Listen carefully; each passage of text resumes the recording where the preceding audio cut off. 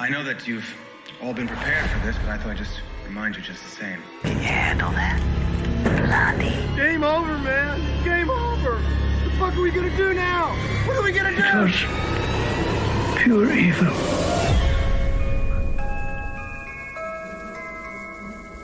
I want to buy some radio ad time. Ain't do a treat. We are Irish. All right, welcome back for another episode. I'm your host, Vincent Green.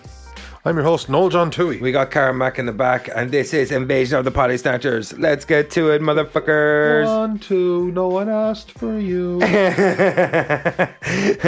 All right, Noel, as you said there, once again, brilliantly, in the intro. So, Noel, as you said, nobody asked you, and you're talking about the Nightmare on Elm Street remake. It's the last episode of History Horror. Yes. And you said... throughout the picks were kind of fanboying a little bit, so you wanted to throw Lamb to the Slaughter. Yeah. And so you decided to pick the 2010 remake of Nightmare on Elm Street. Yes. Where you don't have for the first time Robert Englund playing Freddy Krueger. Instead, we have the actor that played Rorschach, Jackie Earl Haley. Yeah. And what did you make of not just the choice to recast Freddy Krueger, but what do you make of the choice to remake the franchise in its totality, or an attempt to remake the franchise in its totality? I don't know. I think it tried to do 5 things instead of doing one thing, and it failed in 5 instead of succeeding. And like, it tried to be different, and then it tried to like almost carbon copy a lot of the scenes. I thought how unbelievably gorgeous all of the main cast was kind of more 90210 than an actual just kind of. Don't get me wrong, Johnny Depp was in the first film. I'm not like, but and he's prettier than most women. Yeah, exactly. but I don't know. I felt disconnected. I felt disconnected by the cast. Yeah. They all just seemed to be so prim. I don't know. They just cookie cutter, good looking. Do you think it's a case of like it was this weird thing that was going on, and it seems to be like in the late 2000s? So there's a lot of remakes of classic 80 horrors, like your Texas Chainsaw Massacre, which I know initially started in the 70s, but you had Texas Chainsaw Massacre, Marcus Nispel, he directed again the Friday the 13th remake in 2009, and then you have Nightmare on Elm Street 2010, all within the same few years, kind of like in the same way reboots are occurring at the end of this decade. Everything. What's old is new. It's the 80s again. Yeah, so, all of that. Yeah, yeah. But it is, you know. What do you think this was like? How would you rank this? Like, because I was I didn't hate it as much as I hated it the first time, the second time, and I think it's because it can't hurt me anymore. Yeah, but how would you rank it in comparison to the remakes of its time, as in Texas Chainsaw Massacre with Jessica Biel, Friday the 13th with Amanda Pell, the fucking you one from The Mentalist, and Jared Padalecki from Supernatural. Her name is Van Pelt. I thought so little of the new Friday the 13th. I remember fuck all about it. Friday the 13th was kind of like a remake of part 1 and part 2 mixed together. It didn't upset me. I don't think it did anything to me. I enjoyed it actually. Yeah, I can't. I've actually no strong feelings either way about that. I actually enjoyed the Texas Chainsaw Massacre remake. You know, the Texas Chainsaw Massacre and the words Jessica Biel. So I mean, that's your answer. So, just don't put Jessica Biel in anything. She's perfect final girl material. She's a gorgeous looking woman. She's athletic. She can run around and scream a lot. Well, okay, yeah, no, she's athletic and good looking. I would give her that. Which means she'd be a good late 2000s final girl. Yeah. Which that kind of thing wasn't as important. Again, I actually didn't hate that film, I have to say. And I didn't even hate this when I saw it. I honestly thought, like, we have the quite stoic killers. We have our Michael Myers and we have our Jason Voorhees. I always thought that Freddy was such a huge disconnect from that in a guy who enjoys his work. You know what I mean? Or a guy that, it is personal. Like, I know Michael Myers is trying to kill his old family, but it still never feels personal. He doesn't kill one person in such a vindictive way versus another. It's all just about them being dead. It's like the whole thing with Michael Myers lately where people are saying he's homophobic. No, he kills people because you're there. Yeah. Like, literally, it's like... No lives matter. Hashtag no lives matter. Exactly. It's like we talked about with Jared Nomack. The only reason he wants to kill Blade is because he's in the way. Blade's in the way. Yeah, no, absolutely. He doesn't feel any other way about Blade. That's what it is. He's just... the line he's like he's a tornado. walking in, he kills what's on that. Exactly, yeah. Because a tornado's going to go through your house. It doesn't care about your house. No. It doesn't care if you're a Republican or Democrat, like homosexual, if you're heterosexual. It doesn't care. It's a tornado. That's what Michael Myers is. Yeah, that's it. That's that the force of nature. Yeah. But I quite liked... I didn't think they needed to get rid of how much fun Freddy Krueger seems to have. That was what was so creepy about him. He took pleasure in his work. He took pleasure which in his is work. kind of weird because Michael Myers is like nonplussed. Jason Voorhees nonplussed. Freddy Krueger reveled in his work. Oh, absolutely. Because he was all about the revenge. Primetime bitch. Yeah. And all this kind of thing. So they tried to when they made him a very serious character, and then he still tried to have one or two kind of quips. I said pick a lane. A wet dream. Yeah. I'm like, that's a bit outplaced. Yeah, that's literally my first. Like, I'm not it even just didn't exaggerating. feel right, That was literally my thought. I'm like, that seems outplaced. I haven't even killed you yet. Yeah, you know what I mean? Like, another one. And then they tried to mimic so many scenes. Like, if you're like, I think okay, let's the bathtub scene. Let's just do the mimics, and then we can move on. Yeah. There was the Freddy coming through the wall. Yeah. But not like coming through the wall, breaking through the wall, like morphing through the wall. I think they used some sort of ballistic gel originally, and just had Robert England, and this was more CGI. Yeah. They had. Well, I mean, to jump to the end, they had the mother kill at the end, which is very similar. Yeah, it's similar, but they didn't. They had the hand in the water in the bathtub scene. That's iconic. Yeah, that's iconic. That's massive. I actually seen the Chris's death. Who, to be fair, now I will say something good before I go into. They kind of set up Chris, the blonde girl, as being kind of the final girl, and then she got the anti-gravity death. From the original one. Was kind of similar to the first. Oh, yeah, the first one had that kill. And even still, the boyfriend was there, and he ends up going to jail for it. Yeah. And he ends up being killed by Freddy in jail. Yeah. So that's another remake. And she was wearing a number 10 jersey like Johnny Depp as well. Well, there you go. It just goes on and on. And in one way, I like when something tips its cap to its source material. The number 10 jersey was enough, I think. And then have a completely different kill. Absolutely, yeah. I think because Rose Byrne, who plays Tatum in Scream, she wears like I think it might be a number 10 jersey as well. Well, there you go. That's just Wes Craven going Easter egg because Johnny Depp wore or something similar, like, you know. Yeah, a tip of the cap, or even like a one similar kill or a line or something like. But eventually, after the fourth or fifth. Even the ones that were different, again, like the guy who goes to jail for killing his girlfriend, even though Freddy killed her, and he gets killed in jail. It's a completely different death than the hanging that is in the original film. But at the same time, I was just like, it's sameish. It's sameish, and it's following the same formula. Yeah. And like, I hate Rob Zombie's movies. I'm very passionate about how he is one of the worst depictions of horror, and it gives people a lot of bad taste towards horror. 100% agree with everything you just said. And but when he went and remade Halloween, I'll give him one thing. He made Rob Zombie's version of Halloween. Yeah. And that's one thing I'll give him, even though both of them are trash movies. Yeah, no, that's because all these movies are trash. Because that's not what you're saying. But he made his version. Exactly, of it. And so I'll tip my hat to him, or cowboy hat, because he likes wearing cowboy hats. Yeah. So I'll tip my fucking Stetson to him, and I just say to him, like, fair play, you made a Rob Zombie Halloween, not for my liking, but you didn't make it for me technically because I'm not a Rob Zombie fan. No. But at the end of the day, I just thought it was a poor interpretation of the source material. But yeah, again, you made a Rob Zombie Halloween, so fair play to you because you stuck to your own guns.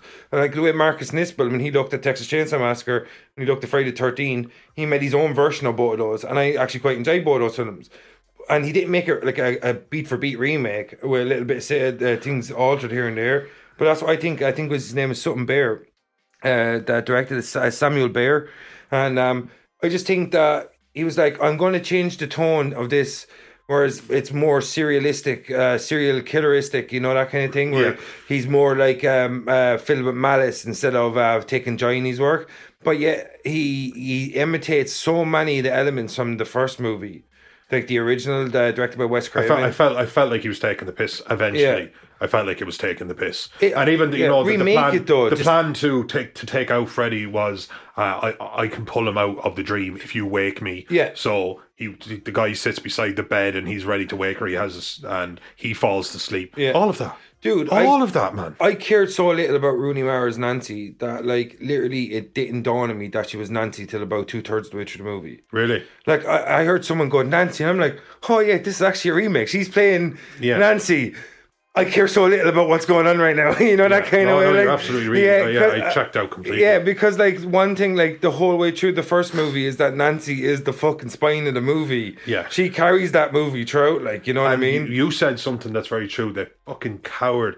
The whole concept that they killed an innocent man. Oh. And then they find what he was referred to, because again, it goes back and you see Freddy Krueger, the caretaker, and he talks about the little girl says, "Oh, he brings us to a cave," and they never found the cave. Yeah. Then, of course, in the film, Nancy finds the cave, and it's got lots of pedophile pictures, naked pictures of children. Yeah, child like I mean, and in one way they didn't.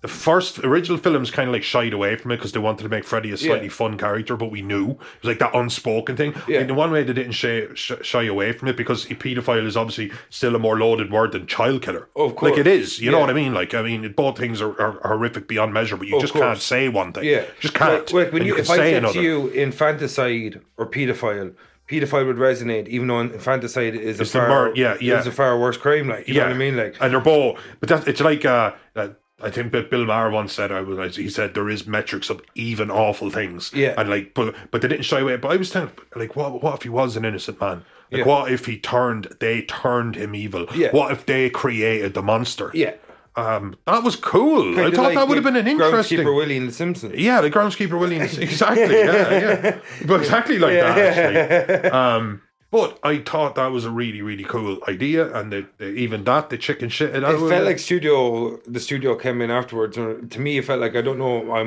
didn't write this, but to me, it kind of smelled like the studio was like, I don't think we can humanize one of the most famous serial paedophiles in the history of cinema. And I didn't know how they were going to work in when he was innocent. I didn't know how they were going to work in a claw. Yeah. Like, you know, and then you see that he's already been working on a claw, and he was probably building up to killing these children. Yeah, because will you see the marks on young Nancy's back earlier on in the film as well? Yes, yeah, that's right. Yeah, Yeah. Or young Chris, as it turned out, because she was our final girl until she got killed. And that was cool. I'll give them that, because I hadn't seen this film in a long time. That they led me by the nose the wrong way at the start of the film. Yeah. But then it was like, oh, the guy comes in, they climb into bed, they don't even have sex or anything like that, but she gets pulled up into the roof. And they did that well, that looked well, but it was unnecessary. They did it in 1984 and it was cool. Yeah.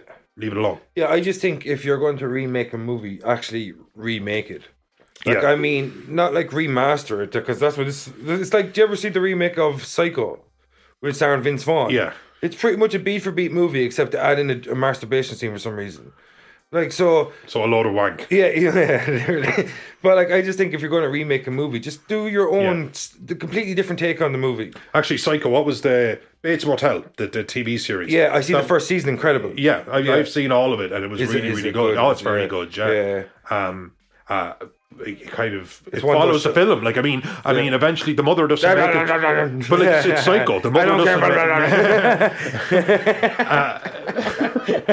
It's Psycho. Right here. You sent it to me. It's hard to fly, but it did make its own show, or it took the concept. As in, it'd be almost like if you've never seen Psycho, and you said, "Oh, I feel a writing bug, but I just can't have that spark." And I said, "Well, I seen a film, and it was about a guy who runs a hotel, motel. and blah blah blah, a motel, and blah blah blah, this, that, and the other. There's a death scene like this, but at the end, it turns out that his mother is actually dead, and that he, in his psychosis, has been kind of keeping her upstairs. He's been doing all these, and you kind of go, wow, that's really cool. I'm going to use that." Yeah. And that's all you got was like a 10-minute over a drink. I give you a 10-minute synopsis, and you're like, bones, the bones, and went to make your own film. Because that's what Rob Zombie did, like you said, and you have to give that credit. That's not what this did. This took the fun out of Freddy, and then made Freddy. It made Nightmare Elm Street, and it took the fun out of it. Yeah, pretty much. That's kind of what it is. It's like Nightmare on Elm Street dark, in air quotes. You know what I mean? Like, it's like a darker version of the original. That's all it is. Yeah. Like, or it tries to be. And at times then, when it does try to lay in the cheesy one-liners, it doesn't suit the character. No. You know what I mean? Like, because like Robert Englund, his whole thing, like every paedophile, they're a predator. Yeah. So what was any predator do with its food? It plays with it. Yeah. And that's what Robert Englund does fantastically. And I don't understand this when, like, we touched on the Candyman. If you have the original dude that's still here and he's still vibrant, and this is a movie that was made 11 years ago, why not fucking use Robert Englund? Yeah. Like, why reboot the franchise when you can just continue it? Yeah. You know what I mean? Again, like, don't use Robert Englund, but make a new film.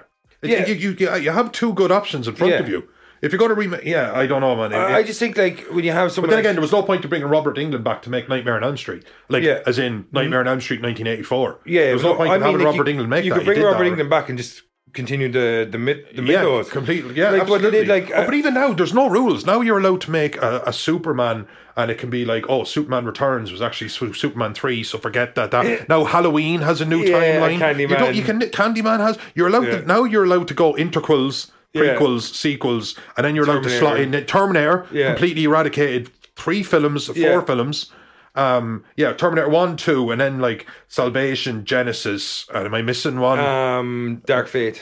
Dark Fate was the new timeline, though. Yeah. Like Dark Fate, but then decided that it gets to be 3. Yeah, no, because Genesis initially was like, we're going to reboot the entire franchise. Yeah. And then they were like, oh, by going back again, that you've changed it. And now Sarah Connor, who was played by Emilia Clarke, was like weapons trained much earlier because of the way the timeline was changed. And they were going to reboot it with that. And then they were like, no, we can't do that. Well, Those that was movies are good. that was a load of shit. Yeah, so they cut out Terminator 3 Rise of the Machines, and then Terminator Salvation, and then they cut out Terminator Genesis, which was just a reboot only a few years before. And Tim Miller directed it, James Cameron produced fucking mess. You know what I mean? And Terminator Dark Fate. Like, I just think that's the thing that's becoming far too common now, is like, as we talked about, like one of the ones I said to you before, you give me any franchise and you give me a year. I don't care how many movies, how messed up that timeline is. I'm going to be able to incorporate at least 90 to 100% of all of those. But all it takes is you have to put in the work. Yeah, like, and it's not even hard work. Like with Halloween, it's like, how does she have, like, look at who played Jamie Lloyd. That's Danielle Harris, I think her name is. She's like really young still. I've met her. You know what I mean? Seriously. Yeah. Oh yeah, she came to the Horrorthon, and Yeah. we watched like 2 or 3 of the movies that she'd made in the last 2 or 3 she's years. probably in her 40s now. Yeah, only? she's in her 40s now, So- and she is a teeny tiny woman. Yeah. She is a teeny tiny Yeah, because woman. she plays Annie in Rob Zombie's Halloween, which is like, she's lovely, by the way. You Yeah. know, one of these people you 100%, meet, like- scrounded and cool. Just going to throw that because out there. she's probably just been around it and done it all Yeah, so no, long. she was hanging out the back having a cigarette and a drink at one point. You know what I mean? Like she was just. And she wasn't worried about Michael Myers coming. No, she wasn't. Yeah, No, she was doing okay. I'm not sure if she was having a fag, but she was definitely having a drink. And no, I'm just saying she was cool. You didn't get like. Yeah, I was impressed when I met her because she was. I nice. just think though, like, it's so easy to tie up that timeline because, like, you have John from H20, played by Josh Hartnett. You have Danielle Harris who played fucking Jamie in the original Halloween franchise from part 4 and 5 onwards, and who was supposed to be Laurie's abandoned child. You have John, like, and then you bring back. So, like, instead of like creating Judy Greer's character, why don't you just ask Josh Hartnett and Daniel Harris to come back? You're going to get at least one of them. Like Josh Hartnett, like, he's a good actor, but he's not in a lot of stuff lately. No, So, he like, kind of turned his back on Hollywood. Or I can't remember the ins and outs of it. but I think you'd get them back if you got Jamie Lee Curtis making that phone call. Yeah, you're not wrong there. She's an extremely hard woman to say no to. Like, you know what I mean? She's so charismatic, like, and she's been I there, just done like that, and her name is carries so much weight, like. Yeah, and she's like 45 years in the business. She is and she's Halloween still, as much as yeah, Michael Myers. well, she is. Even though she's in. Well, she's far more fewer like films. Michael Myers is a very big man who dons the mask. Yeah. Michael Myers is the shape. Yeah, but Michael Myers is more of the franchise than her because he's in more movies than her. Oh, well, yeah, I have to grant you that, but I'm Yeah. just saying that Jamie Lee Curtis is the character, Yeah. and Jamie Lee Curtis is the charisma, and Jamie She's Lee not Curtis in is... 4, 5, or 6 though. Yeah. Or Resurrection. Yeah, well, that's she's so only in strange. it for a little bit at the start of Resurrection. But then again, new timeline, you know what I mean? Well, Resurrection, I think, was a carry on from H20's timeline Oh, because. God, there's man, you know what? I'm realising now, I haven't seen all the Halloweens. Yeah, I love these. I don't know if I ever sat down to watch H20 because I heard such terrible It's okay, things. dude. That's a franchise Friday coming your way. That's a soon. franchise Friday. Yeah. But I just think like the new Nightmare on Elm Street was kind of like emblematic of an era where they were kind of like Running out of ideas. not even that they were running out of ideas, they just didn't know how to implement old ideas in new ways. Yeah. So I just think the ideas, like in a case now, it's like even more so. It's worse. Like from 11 years on, like the reboot and the remaster, like in computer games, everything's been remade and remastered. Like it's amazing how many times Rockstar are going to sell GTA 5. I just think like there is a massive bereavement of creativity and originality in Hollywood. Not only Hollywood, but in general entertainment right now. That's why we fanboyed so hard over something like A Quiet Place. Yeah. And stuff like that, because we were Because like, so you know new, what? but so I don't good. feel like I don't feel like I've seen this film before. It's like when I played The Last of Us for the first time, like I haven't played this game before. Oh, I watched them. Yeah. I can't go into any specifics, but I watched. I'm not even going to say it was a film or a TV show, but I watched something recently, Yeah. and I said, okay, if it turns out it's the Stoner Kid, I'm out. I'm fucking out because it's Stu from Scream. Yeah. I said, oh look, that dude's fucking Stu from Scream. Yeah. It was fucking Stu from Scream, Yeah. and I was just, and you know what? It didn't matter what I did right or wrong. I literally just got up and said, you can watch the rest of that and just don't. I've seen this fucking movie. Yeah. But again, like you said, a bereft of creativity. Yeah. And this film, I did think this film wasn't very forthcoming, at least in my mind, of saying, no, this is a reimagining of 1984's Nightmare on Elm Street. Yeah. This is I want everyone to know. I would have been saying, like, I would have gone on a press tour saying, no, like, I want people to know that this is a darker imagining of it. Yeah. I felt like I was going in to see a new Nightmare on I Elm would Street. have simply said, I love Wes Craven's Nightmare on Elm Street, but I've also seen Wes Craven's Nightmare on Elm Street.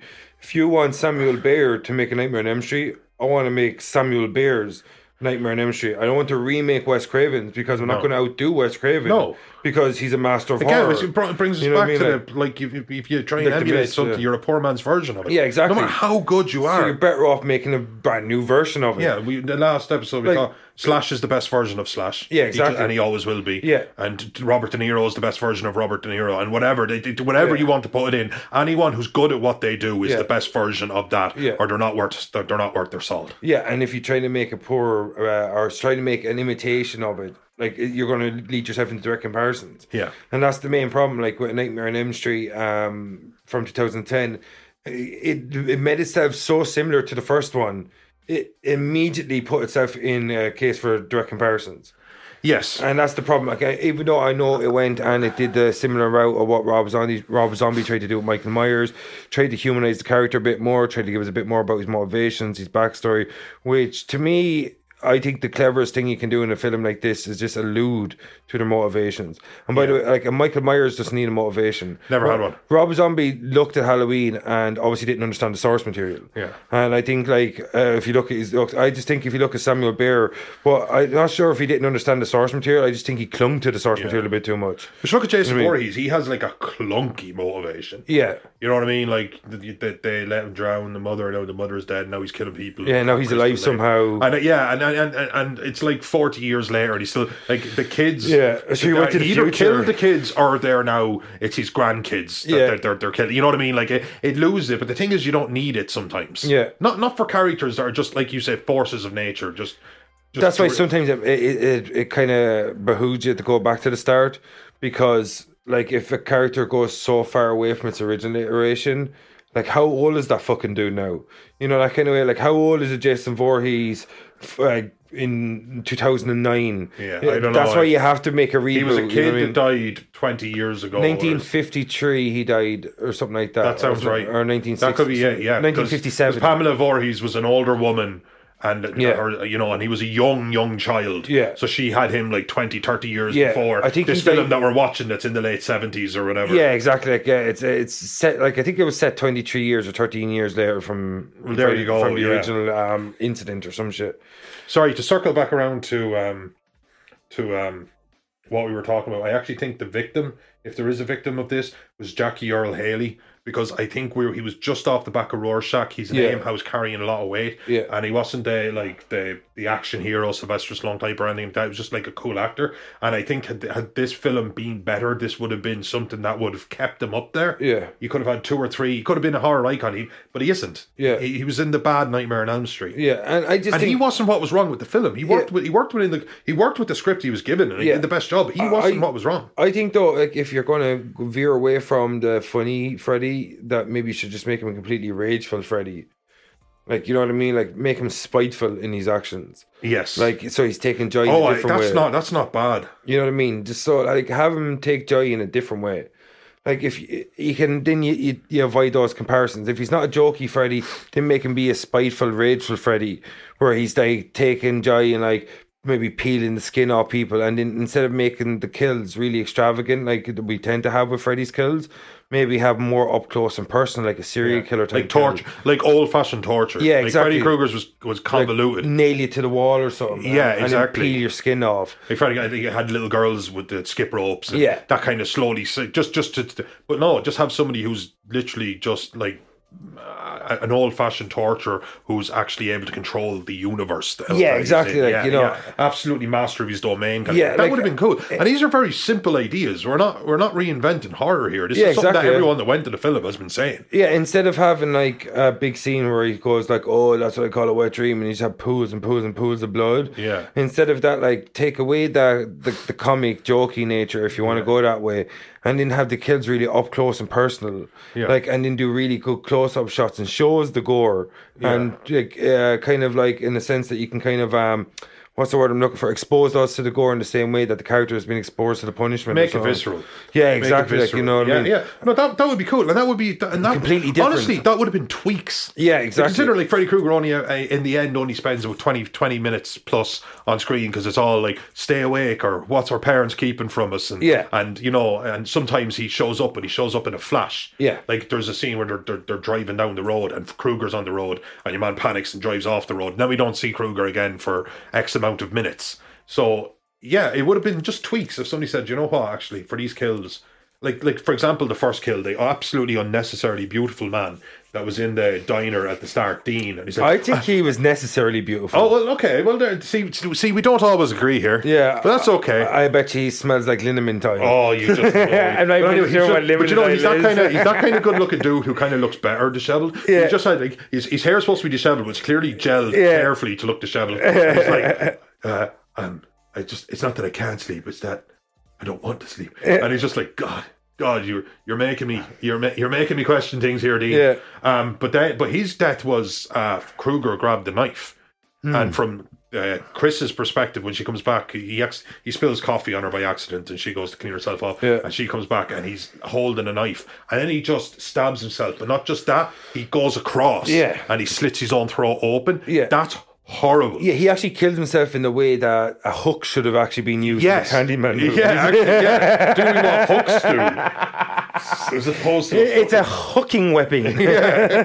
But that death was cool. Yeah. Like that death would tie into what you're talking about. Imagine but then he had Yuan runs up the stairs and she falls into the sludge and then falls through the floor and lands on the bed and all of a sudden she's completely dry and stuff like this. Yeah. And like I never minded that in a Freddy film. In fact, I quite enjoy it, but I've seen that film. Yeah, exactly. So do something newer. Again, it ties back to a point I made whatever amount of minutes ago. Or don't make it. Like there is not making it is an option. You know, I have my idea about A Nightmare on Elm Street would be to have it from a cop's perspective, and he's trying to solve cases. That'd be cool. And that's what I do. I could honestly make you a really decent Nightmare on Elm Street movie for about $10 million. You heard it, folks. Yeah, that's what I'm saying. Give me $10 million. I'll have way less extravagant dream sequences. I'll have Robert Englund playing Freddy Krueger. I wouldn't recast, even though he said that he'd love to see Kevin Bacon play the part. Yeah. So you won't need to do much with the makeup. Yeah, and it'd be very crispy bacon. I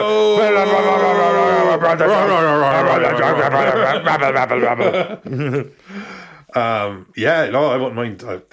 Bacon would do a good job of it, though. He would. You just know that. But this is the thing. This was such a career killer. For the next time I seen Jackie Earle Haley was in the first season of Preacher. Oh yeah. He was the meat guy. Yeah, but I don't really like. I'm sure God is meat. I'm sure he showed up in a lot of things. But when Watchmen hit, he was Rorschach. He was the you don't understand. I'm not locked in here with you. You're locked in here with me. Yeah. He was absolutely iconic in that, and it was such a huge vehicle. But unfortunately, the way you have to stay in front of your fame, or you get washed over by it, or it passes you by, and especially a man that wasn't like. He wasn't 17 when he had his first big break. Yeah. This was a man who was already middle-aged. So it's him and only him that I feel sorry for. Yeah. Because I thought, I'm sure if it wasn't his script, he's Freddy Krueger was menacing looking. His Freddy Krueger was evil. His Freddy Krueger had the gruff voice and stuff like that. Looked cool. But he just had him doing cheeky. He had him being dark, and then he had him doing cheeky dialogue at that. That just didn't. He had the late 2000s voice. Yeah, he did. I thought I did. Yeah, like Batman or Freddy. Christian Bale literally spawned off an entire decade of people talking like this. Yeah, he kind of did, didn't he? I'm going to get you, Nancy. I'm like, all right, Batman, chill out. Jesus Christ, dude, put some Factor 500 on. You're looking dry. Somebody here, Leah Utag fed Creepy Girl 3. Good for her. Good for her. Well, she's what this film was about for me. She definitely was the creepy girl that I noticed, but also the third one I also noticed. So she fulfilled her part well. There you go. She just nailed it, I guess. There are no small parts. But yeah, this film kind of, again, I almost feel, because we actually did Nightmare on Elm Street, I almost feel like we're doing the same podcast. No. Did we do Nightmare on Elm Street, Noel? Or did you lose all the audio? And the episode never aired. I seem to have seem to have walked myself into a corner here. Hey, fella, see mug, I'm in a nightmare. Where are my pants? I told you not to make me laugh when I'm drinking things. That could have got so messy. Why Noel wipes the coke from his face? yeah. Ruse the fuck from my mouth. But I do. There's not. You know, when I watched it. I watched it last night and I didn't hate it. Yeah. But I thought, oh God, look, he played the Fred Krueger guy. I thought he kind of had that like creepy kind of thing going on, where he was like playing hide and seek with them and the kids and stuff. But now that I'm looking back, I can't really think of many nice things to say about it. Yeah, it's I didn't actually hate it when I watched it again. It's very forgettable. It's very forgettable. Like I only watched it the night before last, and like I'm trying to think of anything that really stands out to me, and it's not much. Like, you know what I mean? Like, yeah, and like literally we watch movies fucking by the dozen, and we remember them pretty well. Like, you know what I mean? Getting to see Freddy die as opposed to having it alluded to, I always wanted. I remember wanting that when I was growing. At least that was different enough. Yeah, you never got to actually see. You know, it was always like, oh, you don't have to worry about Freddy. Mommy killed him. Was in like Nancy's mother in the first one, but actually getting to see it, I have to say, it was pretty cool. And he bursts out, and you see him like burning up and stuff like that. Yeah. And you could see the parents' motivation and them chasing him down. I'll give it that. That was cool.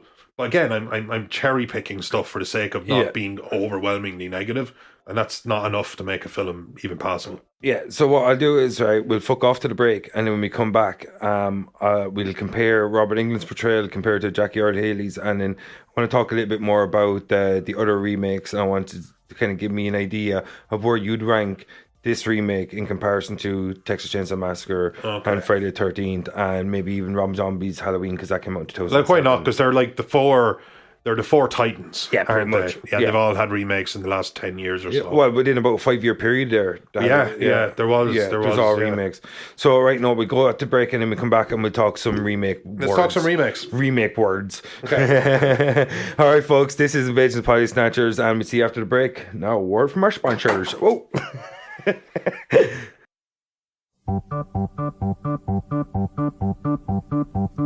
happy Halloween, Halloween, Halloween, happy, happy Halloween, silver shamrock.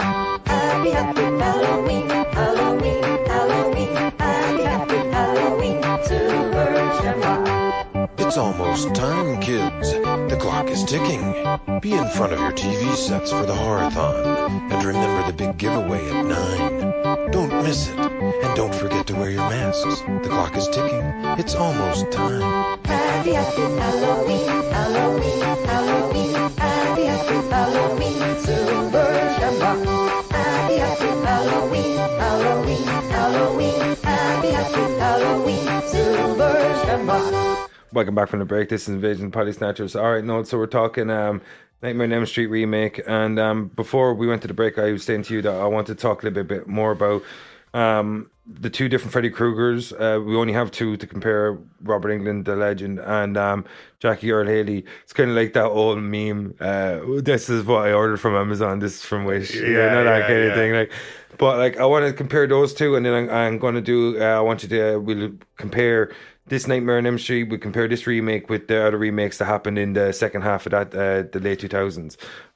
So, Noel, what did you make of, like, do you think Jackie Earl Haley was different enough? I know I don't want to cover too much ground because we kind of spoke a little bit this when the first one. Do you think he was different enough in comparison to Robert Englund's portrayal to avoid comparisons, or do you think it was just to try to make him different, but let's try to cling on to too much of the original portrayal, and this left it a bit muddled? It was muddled because they tried to have their cake and eat it too, I suppose the expression goes, and that was that he was supposed to be all like dark and more menacing and more kind of like obviously evil, like foreboding Freddy. Yeah, and then they tried to throw in the quips as well. Yeah, and you can have one, you can have the other, and you cannot have both. No. So, unless you pull off some sort of master stroke. Again, he's not. Again, after watching so many films of late, I'm sorry. Sometimes I feel sorry for an actor. You kind of going like, like Andrew Garfield, wrong place, wrong time. Wrong place, wrong time. Yeah. There's just you're and you have to work within the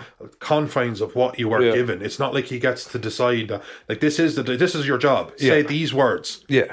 And honest to God, it was the actual language they made him use. that let him down, because there was nothing wrong with his portrayal. Yeah. Like he was what he should be. He looked the part. He sounded that kind of gruff part. He's clearly an actor with gravitas, but he said so much stupid shit that it took me out of it. Yeah. So Just didn't suit the character. Yeah, portrayal, just didn't suit the character. So I think he was. I think he was let down. But that's just my personal opinion. It's kind of like if I remade Friday the 13th and like Jason Voorhees is like wiggity wiggity whoa. Yeah. I'm like, what's going on here? Like, you know what I mean? No, like, so like the whole way through it, I'm trying to keep him Jason Voorhees for both, like really really scary and ominous the whole way through the movie, and then all of a sudden he takes off the hockey mask. He's like, voila! Yeah. You know what I mean? Well, Like, Camp Crystal Meth. yeah, exactly. So I just think you're right there, because you really can't have both, unless, as I touched on, it's like it's a master stroke. It has to be a master stroke if you're. Oh yeah. You can break the rules if it's good enough, but I don't know. I think I honestly God think that when his star was rising, and it was because there's literally a year between Watchmen and this. Yeah, he went. I just wish he'd gone for a different project, because he's an actor I quite like. Yeah, and I wish it worked for him. Yeah, I think it was a case of like you shouldn't go into something that was so hallowed. Yeah, and the fact that Robert Englund's still alive. It's a poison chalice. Yeah, it's very different if Robert Englund had passed away, because then you're like, well, somebody has to play Freddy. Yeah. Might as well. And this is 11 you know years like, ago. Robert Englund was 11 years younger. Like, yeah, exactly. You know what I mean? And it's not like that far away from when was it the Final Nightmare, the Wes Craven did. I think that was in the mid 90s or something. Yeah. So you're talking only about 10, 12 years, like probably, like, you know what I mean, something like that. Yeah, I think so it was 94, that's incredibly fresh in terms of like movies. You know what I mean? Like, so yeah, no, absolutely agreed. It just came up short. But then again, it seemed like there was some sort of rule where all of the major franchises had to be remade in this like 60-month window or whatever. Before you go to that though, I want to ask you, if you had a choice, who would you get to play Freddy Krueger? We already touched on Kevin Bacon. Robert Englund's been very vocal about that. That would be very interesting, because Kevin. Well, are we talking somebody just to play the fun, maniacal? Your interpretation of Freddy. You pick the actor, and I want you to give me your reason why. Because we have a few minutes to fill. Because we have a few minutes. I don't know.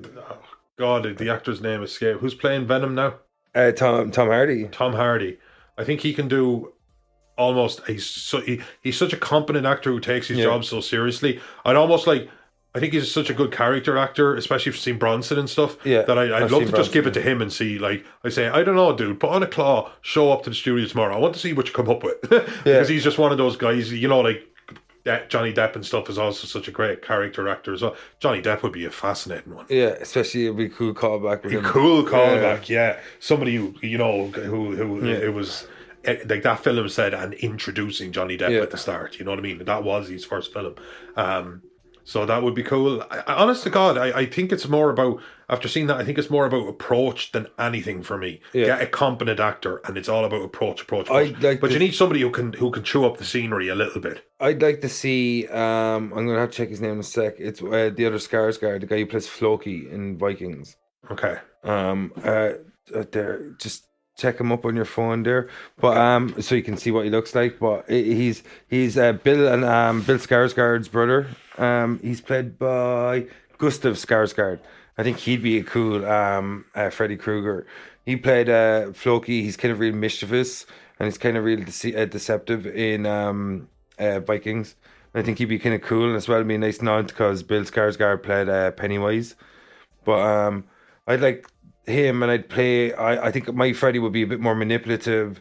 It'd be very up close and personal, less bloodbaths. Like, I think it'd be more like use more visceral, more just use the claws more. Use them claws, like, you know what I mean. Like, I think I'd have skin being peeled off. I'd have close-up shots of people being like, have their fucking whole outline of their face being cut away, or something. Kind of almost like saw traps, except they only limited your imagination. Yeah, you know. Yeah, but I wouldn't even know. I'd go small. I wouldn't go big. I wouldn't be all like big traps and big set pieces. Yeah. I'd be just like Freddy's hunting you down and fucking with your sense of reality and putting you in a place. All of those paths lead to dead ends. Yeah, you know. Like, just what I would do is, do you know the way, like in these, it's what Wes Craven said when he made it. Like, he wanted the real world to be kind of imperceptible to the dream world until you realize it was the dream. That's something that I would keep too. I would like play every scene out normally, because you'd only get away with this a couple of times. You'd play every scene out normally until the point that Freddy kills the person. Yeah. That's how I would do it. Like, you know what I mean? Like, you do that a couple of times and get away with it. And I think that's the best way to go about it, is that you literally try create this sense that you never know when they're actually asleep. And the more extravagant the set pieces are, of course they're dreaming. You know what I mean? Though, like, so you want to create this sense that is Freddy in the real world? Are they in the real world? Are they in the dream world? Is Freddy in their dream world? You could fuck with the audience a bit that way. And I think Gustav Skarsgård would do a good job in that. Like, No, it's an interesting choice. I don't really know him, so you've kind of got. I went, again, or maybe like Andy Serkis or something like that. Yeah, It'd be interesting because, like, you know, what I mean? That's what I was thinking. I was thinking of somebody that could just bring you something interesting. Could you go mocap Freddy? Mocap Freddy. No. Andy Serkis would be all mocap straight away, wouldn't he? Yeah, he probably would. Yeah, 100%. But I do think that you have to pick something and stick to it and not try and again have both worlds. And I think that's where it's the biggest failing of this film. I think what you're talking about would be great, just like a visceral, unstoppable Freddy who you can't run from, you can't hurt them. And it's like Ted Bundy, but he can hunt you in your nightmares. Yeah. Whereas he can construct the world around you. Like, you know what I mean? Like, so you're running through a maze, but there is no exit to it. Yeah, exactly, because the only exit is actually waking up. Yeah. You know what I mean? Like, I just think, like, if I would try and use similar methods that Wes Craven did, because he set the template for the world. As I always say, understand the franchise you're now operating in. Yeah. And even if you're rebooting the franchise, the original rules stay there. Like, you look at what worked, and you go, how do I modernize that for a new era, and how do I do it in a fresh way? So you implement similar things that what the master, like a Wes Craven, rest in peace, set out for you.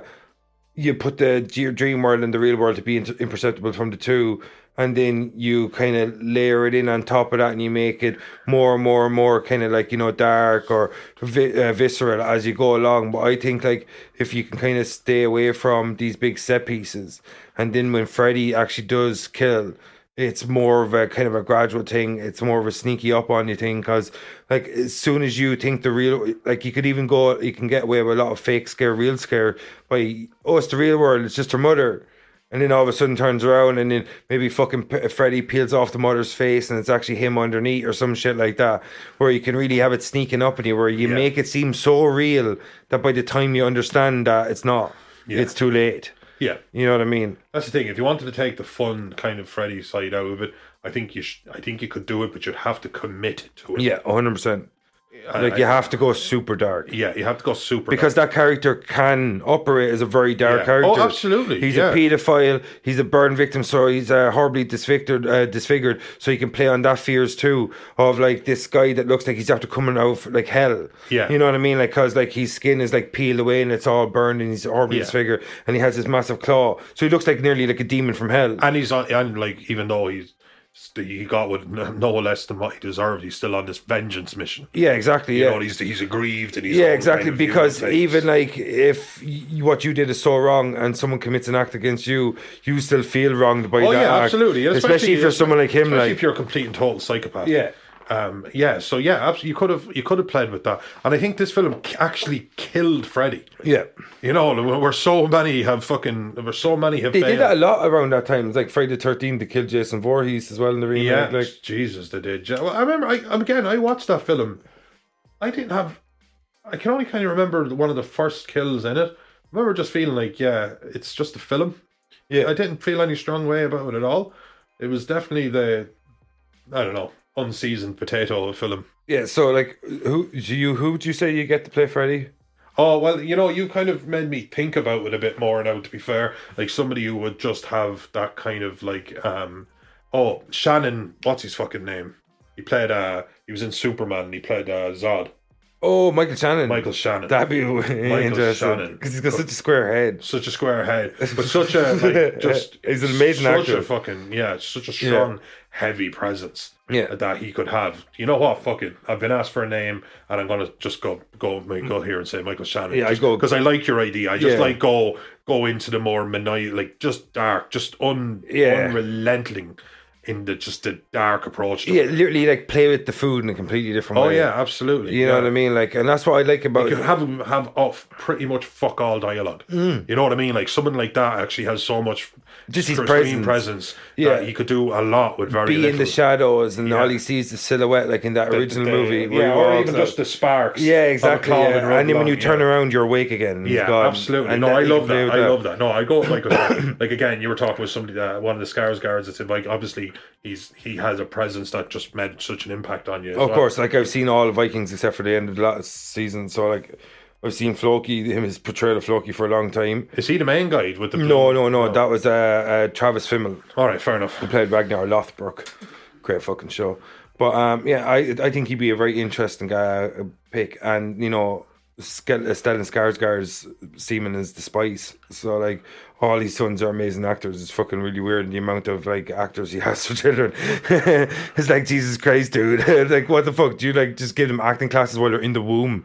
Like Yeah, you know what I mean? Like absolutely, yeah. it's fucking insanity. But like there are choices for Freddy. I'd love to hear other people's choices for Freddy, I guess. So Noel, one thing I want to do before we wrap it up is I want to look at these remakes that came out at the end of the 2000s.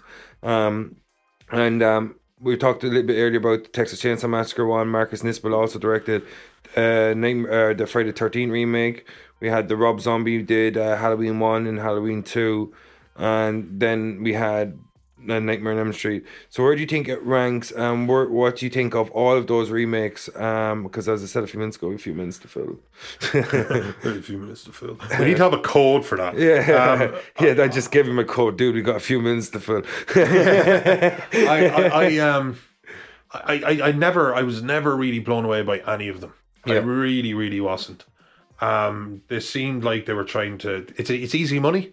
Yeah, They're inexpensive films to make. They have a lot of lore that's already there for them to work with, Yeah. and people will just go and see them because they're titans. yeah. Because look, this one made $170 million. Like, Yeah, you know what I mean. It wasn't a great film, and it made Yeah. $170 million.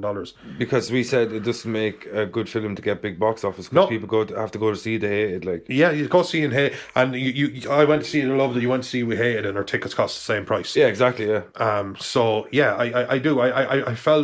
I felt very uninspired. I remember even kind of getting a little bit down in the dumps about like the horror genre. Yeah. Even at that time, because again, it was just like they were just trying to remake everything and doing a worse version of it. Yeah. So there were, but I think, and then like horror. Let's just say the accumulation of horror movies. I thought the average of it was getting quality was getting brought down. Yeah. I think there's been a resurgence now. I really loved Hereditary. I loved The Quiet Place and stuff like that. But I think that was a time where they couldn't let the genre pass.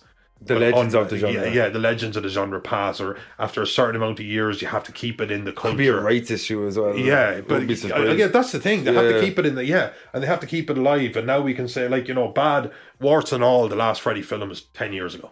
yeah. You know what I mean? The last Chainsaw Massacre film was X amount of years ago, not the 90s or something. Yeah, like there was a newer one, wasn't there? Like what they call it, Leatherface. that wasn't bad. Yeah, Yeah, You know that what I wasn't mean? bad. And that was very much so the origin story of Leatherface. I liked it more than a lot of people did. A lot of people just never wanted to see Leatherface's face. Yeah. Like the whole concept was that you don't, is that he is the mask or whatever. Why do you think know? they changed the surname of the family Total Side Point in the remakes of the Leatherface Texas Chainsaw Massacre? Yeah, 2017 there was a Leatherface. Yeah, so that's only 4 years ago. Like, Yeah. so like that's definitely like one of the more vital. Like Friday the 13th, we haven't seen a new Friday the 13th since 2009. Outside of the computer game. We haven't seen a new Friday Nightmare on Elm Street since 2010. Halloween, we have seen. I feel like we're obviously. probably due though. You know, I feel like That's what I'm yeah. saying. Like, you know, it's kind of coming around now because like Scream's after making a resurgence again. We're going to see a new Scream movie next year, which I'm really looking forward to.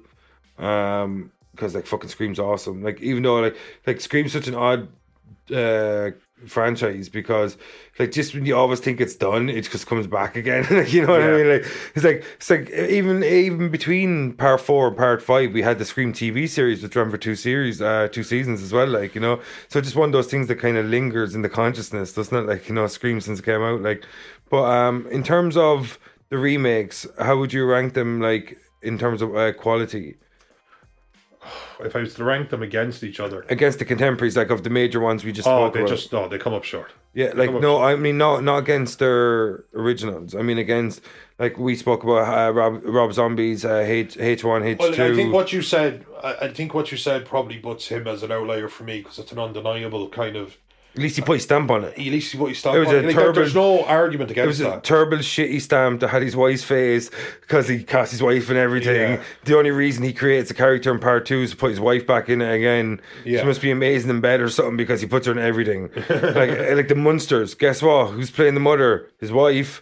Like, come on, Sherry Dave. Moon. I think she said he's the only director she works with. Like, she's only. You're the only one that will work with her. I think it's the other way around.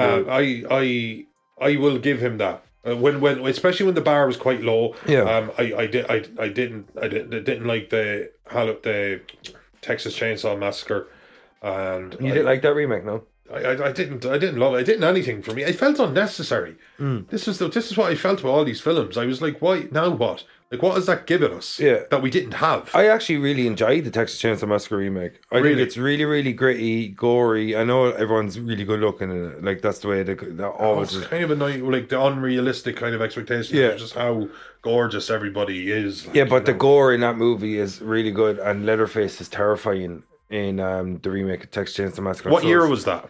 I think it was in the late 2000s, so 2007, 2008, something like that, was it? Yeah, I'm just going to check here real quick. Yeah, so like one thing I really liked about that too is R. Lee Ermey as well. Is that his name? Lee R. Ermey? There was a 2006. Yeah, and then there was- Beginning. and no, that was the. So I think this one might be in 2004, maybe. Was it? But I tell you now, 2003 and Yeah. 2006, Yeah. we had Texas Chainsaw Massacres. I might have been thinking of the Texas Chainsaw Massacre at the beginning. You're talking about the Texas Chainsaw Massacre 03, I think. yeah, and the other one is more of like a prequel. It's kind of it shows you their the reason behind why they became cannibals and stuff like that. Yeah, Jessica Biel is in that. And, Jessica Biel's in the 2003 one, isn't it? yeah, that's right then. Yeah. So like I think if I was to rank them, I would go Texas Chainsaw Massacre remake 2003, followed by Texas Chainsaw Massacre the beginning.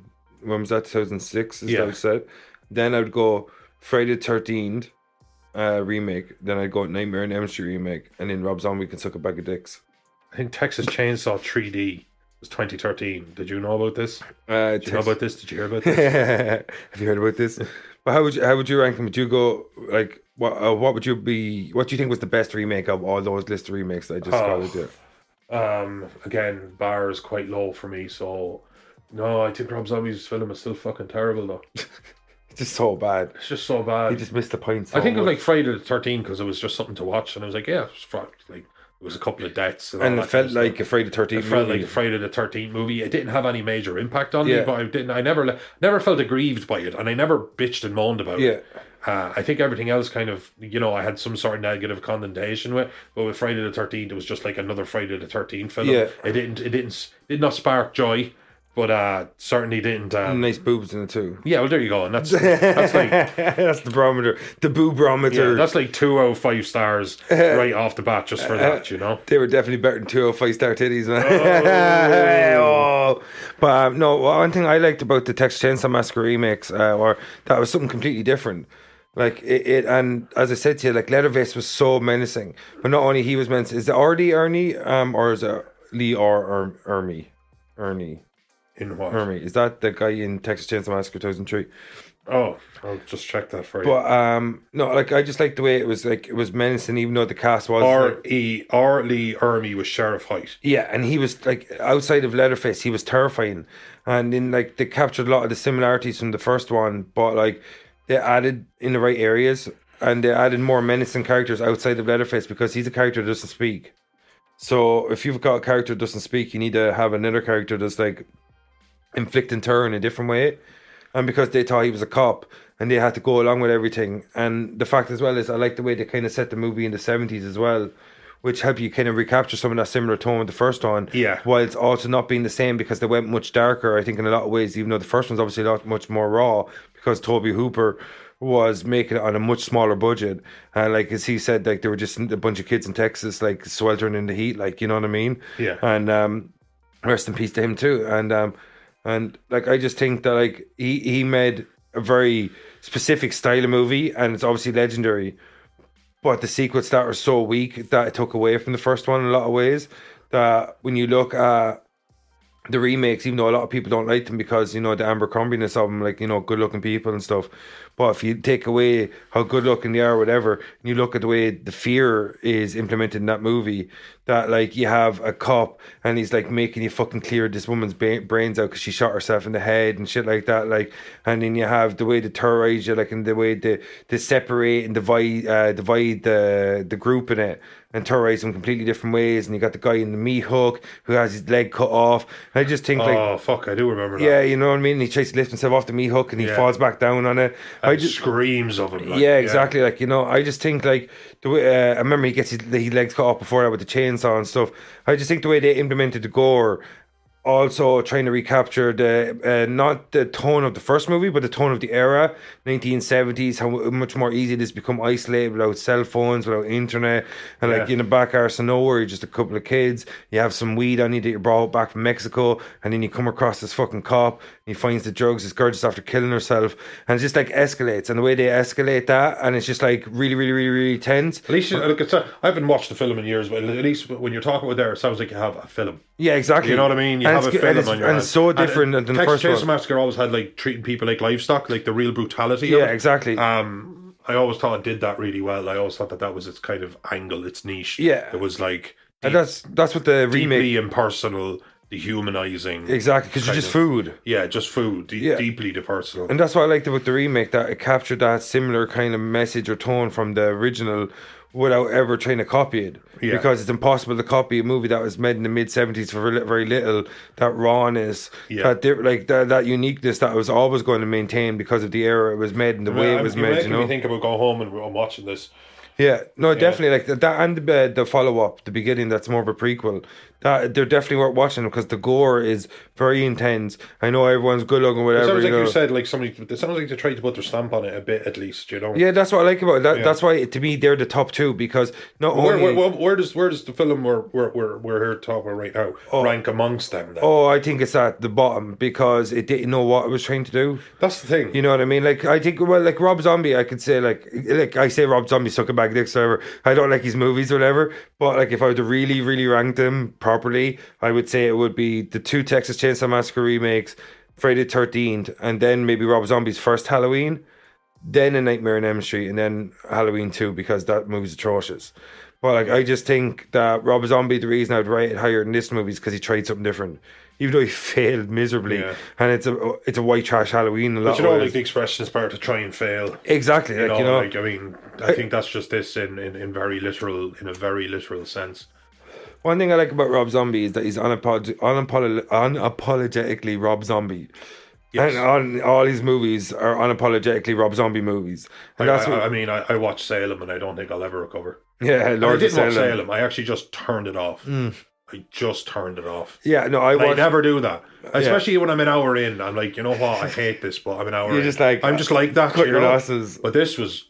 Did you just cut your losses? I remember just saying it to... I was in a room with two women. I was there with Sheila and Leah, and I said, I hate this. And I think Leah went, thank fucking God. She just said, thank God. As in, I thought you guys were liking this, and I was like, no, we can stop. We can stop. Like, he tries to capture all these things in these movies, and he fails so badly because a lot of the times the central protagonist or central antagonist of his movies is his fucking wife who can't act. Yeah. I always think that for me, it's always the fact that it shows you that we're all like I'm an armchair football manager, I'm an armchair musician, I'm an armchair everything. But this one shows you it's actually not for everyone. Yeah, it's not like you don't get to go in and just do this. Yeah, it goes to show just how great Spielberg actually is. Yeah, because he's a really good musician. So stick to your strength. Stick to your strength. But like it just goes to show how great an actual great director is. Like just how truly excellent a really good director is. But look at John Carpenter. Like even though his career fizzled out a bit, but when he was at peak, he was peak. Yeah. Like look at Wes Craven. When he was at peak, he was peak. He's like Nightmare on Elm Street. Didn't he make Wishmaster as well? Like you know what I mean? He made the first two or something. John Carpenter, Halloween, The Thing, The Fog, Christine. You know what I mean? Like I just think that like people look and go, oh, I really love John Carpenter's work. I want to remake Halloween, and then you don't understand. You show you have no understanding of the source material. Like look at Halloween. John Carpenter doesn't spill blood on screen in that movie. As I said to you in one of the earlier episodes, don't spill a drop on screen. like it's about suspense. You have to understand the franchise you're operating in. So if you want to reconstruct the franchise and make your own rules, that's good enough. But you have to. You can't go full gore. If like that's where Halloween Kills like goes off a bit. Just Michael Myers is Jason Voorhees in this movie. He's an unstoppable killing machine. That's not what Michael Myers is. He's more like a shark. He kind of goes around and he kind of fucking hunts and kills you because you just got in his way. He's swimming in a straight line and you're in his way and he kills you. It's not like I walk through 12 guys and I hail of bullets. That's not Michael Myers. And that's kind of what the new movie has. It's kind of like heavy metal Michael Myers, and Rob Zombie's Michael Myers is kind of like heavy metal Michael Myers. It's like, I'm an unstoppable killing machine. Tyler Mane plays him, the same guy who played Sabretooth. Like, you know what I mean? He's like 6 foot or 7 foot tall. Yeah, like, you know what I mean? Man, yeah. Like, I just think, like, this was one of the frailties of this movie, that it decided to, it's tried to understand or pay homage to the original, while it's also taken away all of the joy from what made the original so original. That you had this killer that was, I know Freddy became more and more outlandish as the series progressed, and in the first movie he's a bit more menacing and filled with malice, but he still had that kind of like play toy with my food sort of thing. And I just don't think Jackie Earl Haley's version of it had that kind of, I enjoy what I'm doing. It's more like, no, again, it can't be. It was that you can't be both. Yeah. And he leaned into, he walked right there in the middle, and he was it wasn't like he was a bit of both. He was neither. Yeah, and that's the main problem. He was Schrodinger's fucking Freddy, man. Yeah. When you try to be both things, oftentimes you end up being neither of them. Yeah, you know absolutely. What I mean? Is he a comedian? Yeah, and that's or is he like a dark evil kind of force? And that's the problem at the end as well. Kind of typifies the tone of the movie, that like we're humanizing Freddy. And like, no, we're actually not humanizing Freddy. No, he really was a serial killer. He really was a serial pedophile. Like, you know don't what even I mean? see, obviously you don't see the pictures, but there was even see like that. It was just clearly like kind of blurry, and see it was skin. It was probably like horrible pictures of of course, an undressed child or something. So that's like, that is the most. That is lends itself to the evil. That's just like, oh fuck. Yeah, exactly. This guy, and if he didn't try to do the human, I just think like to try to do like an M. Night Shyamalan, a twist and a twist. And it was unnecessary because really, what he wanted. I thought it would have been ballsier for Freddy to have been an innocent man. Yeah, turned evil by an unjust death. Yeah, like Candyman. Yeah, or like whatever. You know, and I know Groundskeeper Willie. Yeah, Groundskeeper Willie again from that excellent Treehouse of Horror. Actually, was an excellent Treehouse of Horror. Most of them are. But I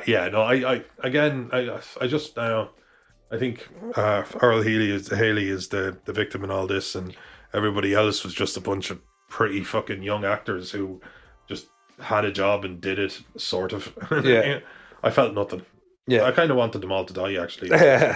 Just why not? Like, it's not like anyone's reading. Well, if anyone's ever watched Arrow, Kitty Cassidy can go get it.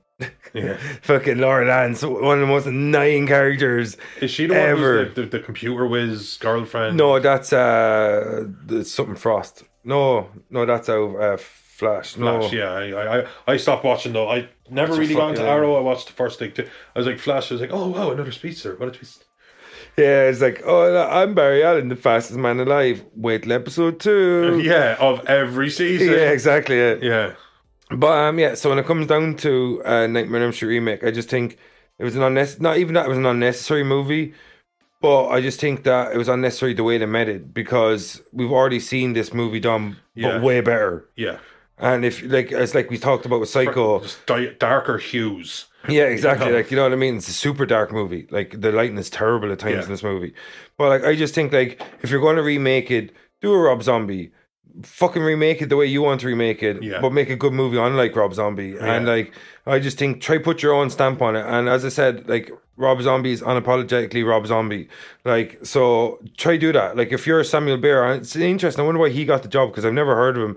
And I just think maybe they should have like given it someone maybe a bit more experience. And I would have liked to seen, because they might have had the balls a bit more to change the story and go a different way. Like, you know, you can go your own way. 1, 2, Freddy's coming for you.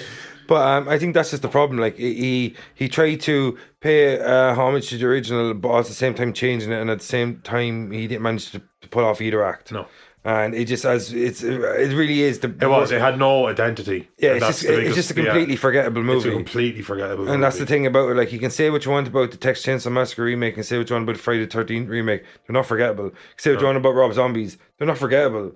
Like, you know what I mean? They're not forgettable movies. I'll Yeah. remember that woman on the back of a white horse inexplicably in the middle of a Halloween movie.